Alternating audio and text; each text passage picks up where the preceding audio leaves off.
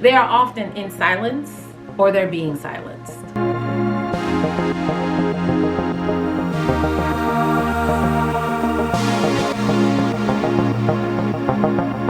Hi guys, welcome back. As promised, I am back. I am Natasha Joy, your favorite leadership coach, your favorite thought partner, your favorite friend's friend. We are going to get into some of the beginnings of my readings during my doctoral program. But before we get into that, you need to subscribe. Right now, you need to subscribe and perhaps send this to someone else, but I need you to subscribe. What has been happening? A lot has been happening in the last time that I talked to you guys, but I want to take us back to the beginning of my journey, which is going to be the start of this series. Today, we're going to talk about bringing voice to your inner self.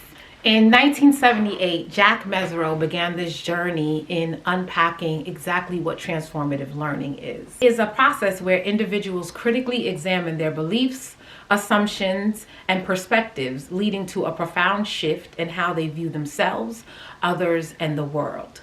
We read this text called Metaphors We Live By, and it was written by Lakoff. I'll put all of the details in the caption below. But this text resonated with me because the language in which we commonly speak is based on the dominant culture. When I read that, it made me think about cultures that are obviously not dominant. And where do those metaphors live?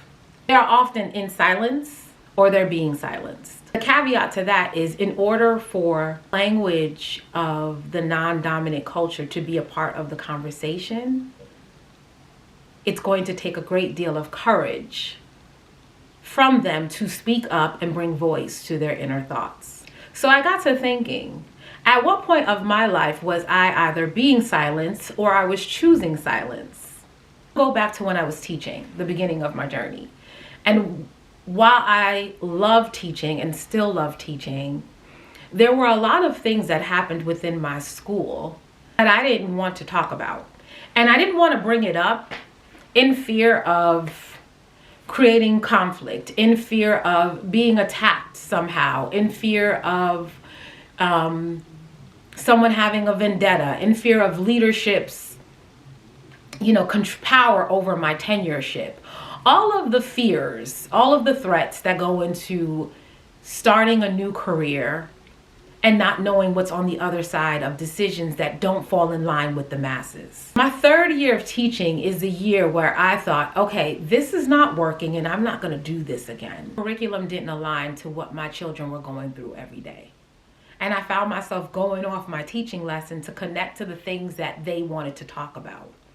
And when I was being observed for this, though I found ways to match the curriculum to when I went off script, and my students always excelled, I knew that it was non-traditional, and I would get, "Oh, you're doing a great job," but in my reviews.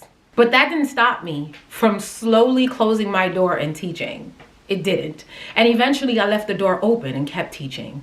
Because once I broke the barrier of what's going to happen if I do something differently, and the results was in the benefit of my students and myself, I stopped caring about the fear. Stopped caring about what's going to happen. And I'm going to tell you 5 tips on how to bring voice to the things that bother you that are left unsaid. First thing, acknowledge and validate your inner voice. Acknowledge that it exists. You are having your own conversation with yourself as you're experiencing life. And you're either telling yourself, you're either responding to someone or responding to things with a filter, and that's fine. But let's recognize that that is happening. Recognize the emotions, the stories you tell yourself, and the ideas that you've kept hidden. Own the fact that your experiences and your emotions are valid. Even if they don't align with societal norms, liberation begins with self-awareness. And I've also read Theater of the Oppressed. I'm going to put that in the link as well. If you haven't read that, you need to read that. Theater of the Oppressed. It is by Freire. And one of the most poignant points he makes is, it is the role of the oppressed to have enough courage to speak the things that are bothering them. Oftentimes, we feel as though we're upset with someone and it's their job to figure out why we are upset. that's going to give you a lot of days of being upset. It is, and it will be, your responsibility to express the things that keep you up at night. 2, translate your silence into words. Use metaphors or use art or start to do blurbs, even if you're writing down one word series, but try to bring some sort of language to articulate your complex feelings. For instance, make a list of all the words that resonate to you after the experience that you've had that has evoked some sort of uncomfortability. Create a concept map where you're connecting those words to see which words are relating, and then ask yourself, why are they relating? What is this about? Another thing you can do is, if you have a safe person, talk it out. And before you get on the line with the person, do me a favor, ask them to listen. Say, hey, I just need you to listen. Don't interrupt. Don't ask questions. Just listen. And be prepared to just speak. Unfiltered. Talk all the thoughts that you are having about this incident to the other person. Then when you are done, ask the person, what did you gather from what I said? That'll help you gain another point of view and also another perspective and also a summary to what you are experiencing. You don't have to take on their perspective, but what this does, it helps you to get momentum and to get a sense of exactly what you are feeling and exactly what you need to say. The third one I want to share with you is create or seek platforms for expression. This one's up to you, but here's the thing. In order to bring voice to the things that are mute inside of you, you actually need to speak.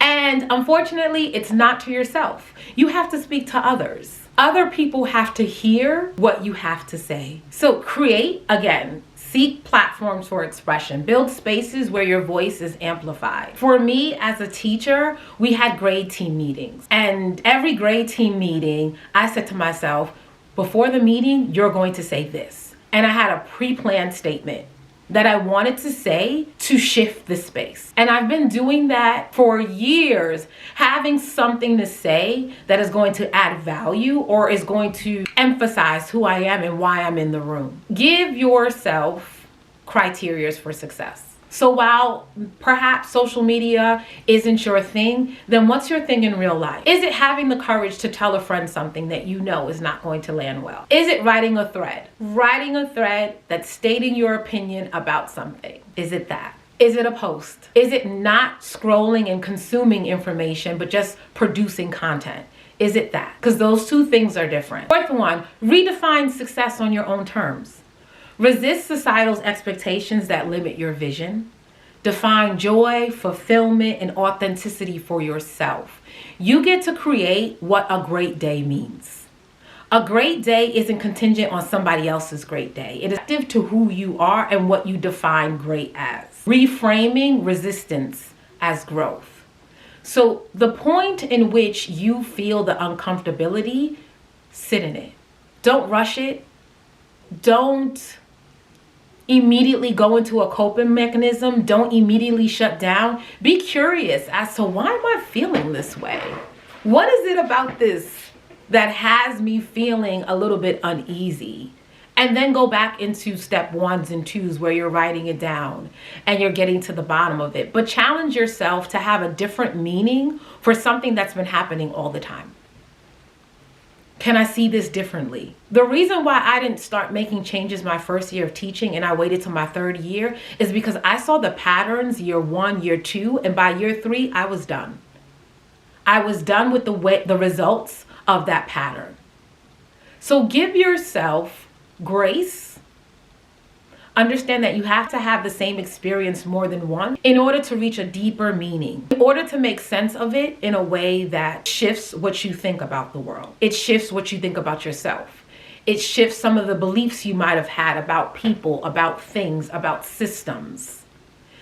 You need to pattern recognize, and you need to be open to seeing things differently. The last and final tip for you is start small and build courage. Share one hidden idea or feeling with someone you trust. Each small act of expression builds momentum, helping you reclaim your voice and strengthen your confidence. Courage is a hard one because before you get courage, you have to have fear. And fear is the thing that oftentimes people avoid. You cannot have courage without overcoming a level of fear.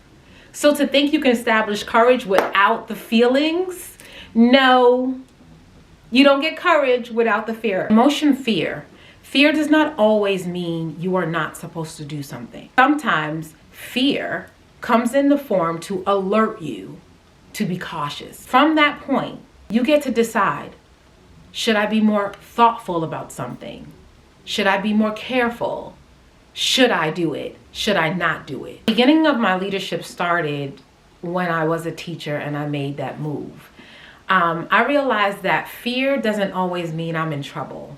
Fear does not always mean I am in imminent danger. Sometimes fear for me is alerting me that I'm doing something out of my norm. Oftentimes we allow fear to stop us from being a better version of ourselves. So I have given you a lot to sit with. Do me a favor, I'd love to hear your thoughts. How are you putting voice to the things that are mute inside of you? Let me know in the comments. I'm looking forward to seeing you guys next week. Can't wait to read everything you guys have to say in the comments.